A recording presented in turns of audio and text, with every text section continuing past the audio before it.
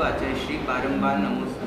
आपके दिव्य चरणों में एक अनुकूलता स्वरूप एक सवाल पूछना चाहता हूँ कि गुरुदेव, जब एक गुरु अपने जीवन की सबसे बड़ी तपस्या, अपना स्थान, अपना पद अपने शिष्य को सौंपते हैं तो उस समय उनके मन में कैसी भावनाएं होती हैं?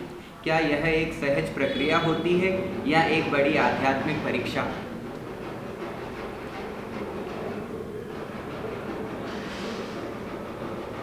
जब कोई आचार्य श्री समाधि को प्राप्त होते हैं और अपना पद अपने शिष्य को सौंपते हैं और शिष्य जब उस पद को प्राप्त करता है अथवा शिष्य समूह को प्राप्त करता है तो उसे बहुत सारी जिम्मेदारियों का भान होता है। उस समय उसका हृदय, उसका मन बहुत ही आंदोलित होता है। सोचता है किस तरह से सभी संघों का, सभी शिष्यों का संचालन हो सकेगा। भांति भांति के शिष्य हुआ करते हैं, भांति भांति के विचार हुआ करते हैं। इन सभी विचारों का समायोजन किस तरह बन सकेगा, इसके बारे में सोच सोच करके बहुत ही मन आंदोलित होता है।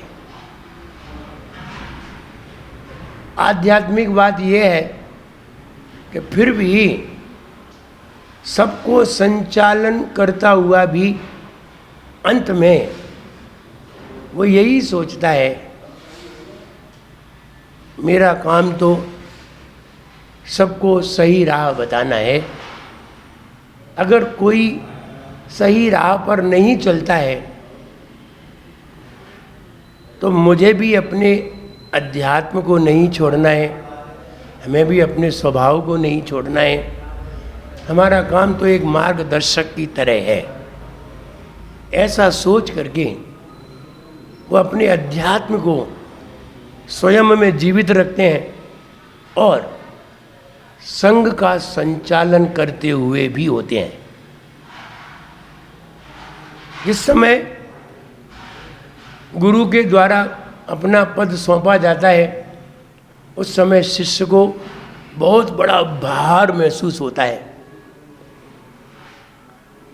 बहुत बड़ी जिम्मेदारी महसूस होती है।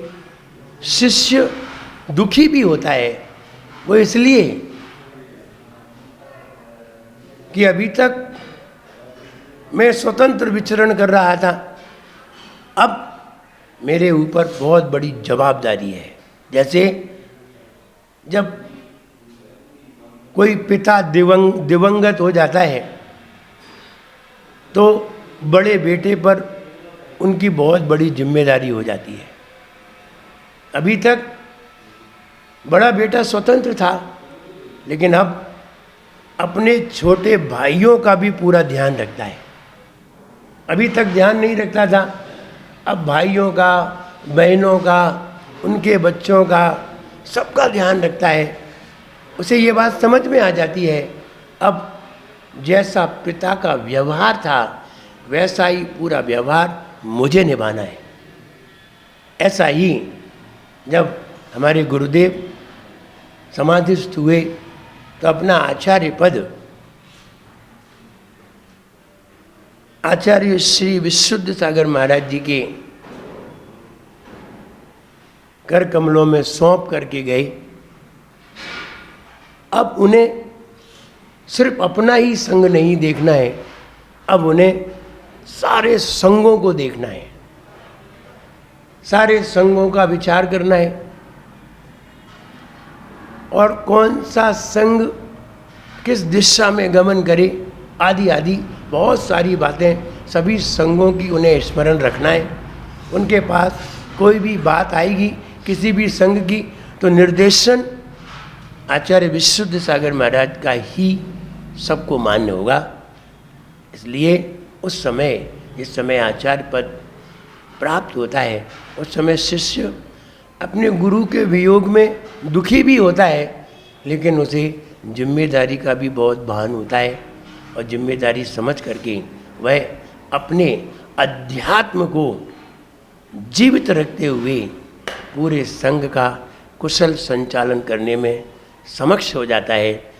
इसलिए ये कहें कि गुरु के न होने पर भी शिष्य अपनी योग्यता से गुरुत्वता को अपने जीवन में ढालता है और पूरे संघ का संचालन बड़े आराम से आध्यात्मिक जीवन जीते हुए कर सकता है, करता है और करेंगे भी।